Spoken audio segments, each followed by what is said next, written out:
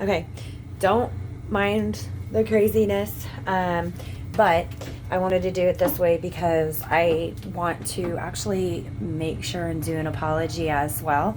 But I want to see this real quick. So they just finished up. They went in and the contractor blasted everything out. The city workers stayed and they actually talked to me for a while and told me steps that we need to take, who we need to call, who we need to talk to. They apologized. They said it was definitely 100% them and it was a blockage on their end. It was not my pipes. It was not anything to do with my house actually being the cause of the backup. So, but that's not my apology. I'll do that in a minute.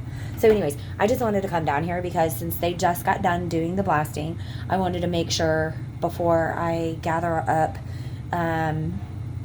my laundry that I need to do. So I have clothes to wear tomorrow to work and gather up stuff for the girls and other things that my mom and dad has said to make sure and get. So anyways, before I go do that, I wanted to come down here just to double check and make sure the blasting's been done, make sure no more water is coming in. And he's pretty positive that they got all of the clog. So we should be good. I've got to do it this way, which is kind of weird because this is a new phone and I can't figure out how to switch it around once I already have it recording. So anyways, we got it. It doesn't look like there's really any water, still a lot of fecal matter all over. Looks like there might be some water still back there, but I will have my dad plug this sub pump back in because it was working like overtime, so he had to turn it off. It was working overtime to the point where it couldn't keep up, so it was just, there was just too much water over it and we didn't want to burn it out. And since we knew there was really nothing we could do to get the water to get out of the house because it just kept coming in, shut the pump off instead of ruining the pump. So anyways, there is still water, but it's actually, it's still fairly deep over there. I'm not going to go further in and turn the light on because I have flip-flops on. But okay, so my apology to the city workers. My apology to them is because in one of the videos, I talked about how I tried to talk to them when they first got here and tell them, we got 5 inches down there, blah, blah, blah. Anyways, they didn't even acknowledge me. Well, on anything, I tried several times, and I complained about it on the video because I thought it was very rude.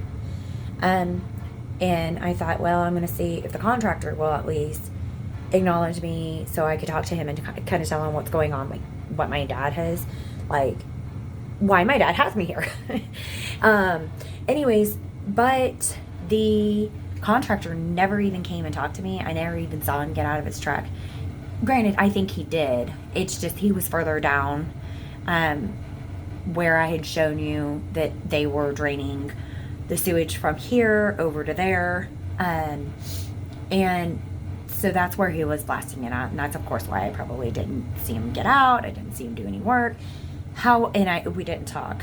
But my apology is to the city workers because even though they didn't acknowledge me in the beginning, they did acknowledge me when they were finishing up.